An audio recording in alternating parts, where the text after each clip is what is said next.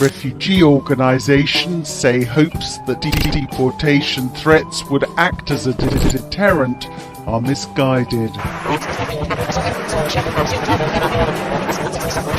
The rise in dangerous channel crossings is unacceptable.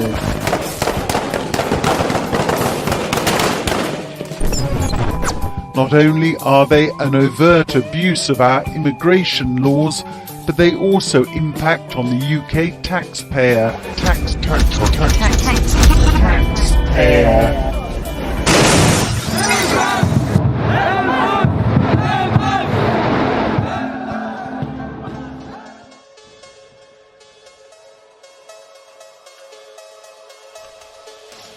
As of 2023, according to Amnesty.org, there are over 26 million refugees worldwide, half of them being children.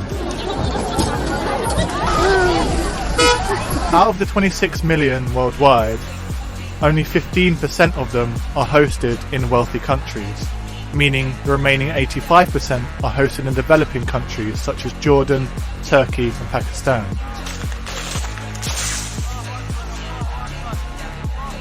Although they are getting their basic needs fulfilled at these refugee camps, these placements are temporary. Here, the conditions are barely livable, but at least they are alive. With their future in question, why is there such a refugee crisis?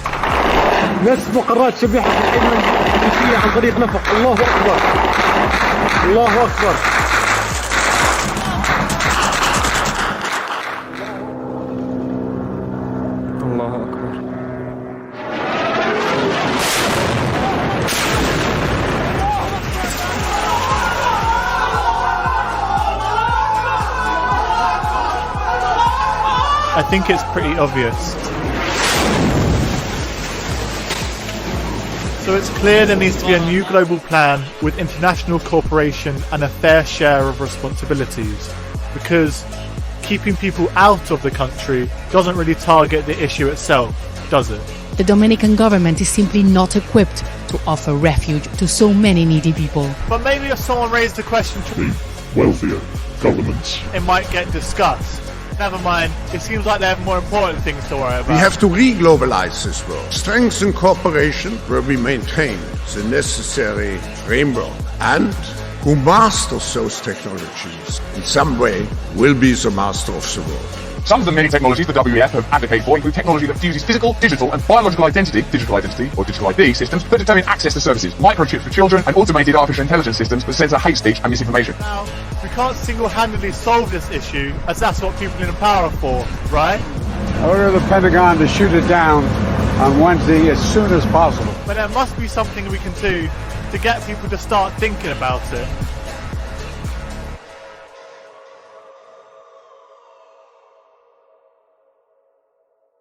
So this is where I can do my part. I don't have the reach of a massive audience or a whole country behind my word. What I found out over the years is being a filmmaker, you can capture this new angle which otherwise doesn't see the light of day. Yes, I could hand out some flyers and ask for donations, or I could provide a link that helps a charity that houses refugees, and the truth is, those things are already out there, and there's nothing stopping anyone helping if they really wanted to. But I think I've got something slightly better.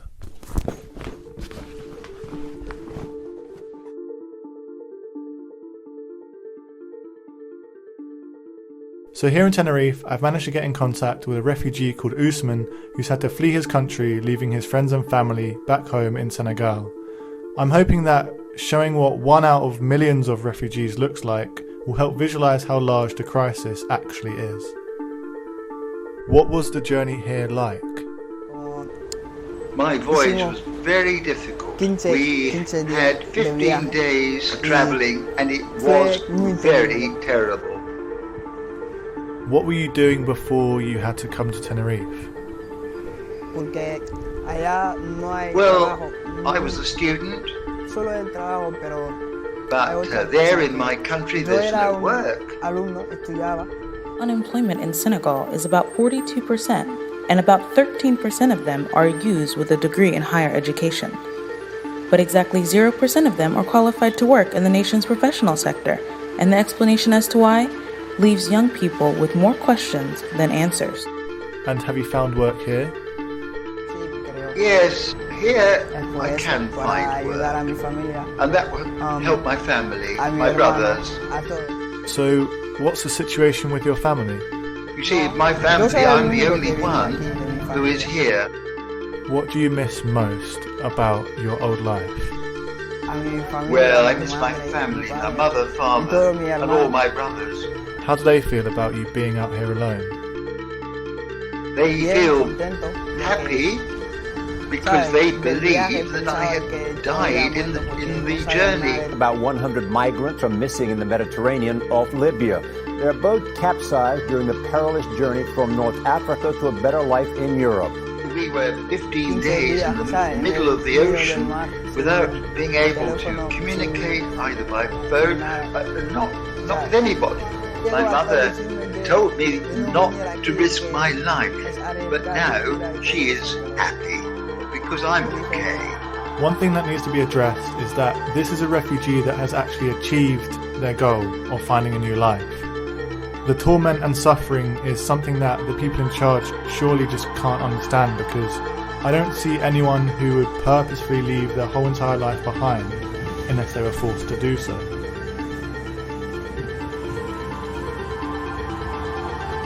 When I said goodbye to my mother, I didn't know whether I would see her again. Well, do you think they'd ever be able to come over here to be with you again? Them? No. They're not going to make the journey over the sea as I did. Outside a hotel giving refuge to asylum seekers, the message from protesters is clear. You're not welcome here. Get them out!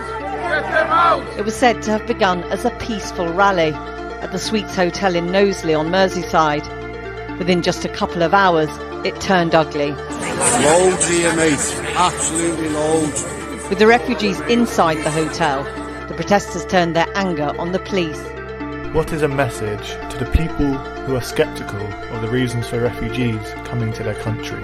Well, I would like that people know that I come to Europe in order to make something of my life, to study and to work. I don't want to just be there without doing anything. Is there anything you would like to say to other refugees like yourself? I would say to him that he should believe in himself, that he should think about what he is doing, because it is a great risk to his life. But if he's a strong person and wants to come and is ready to come, but I would not recommend where I come, which is a very, very difficult journey. What's the future looking like for you? Now, I'm here, and I don't want to go back home with empty hands.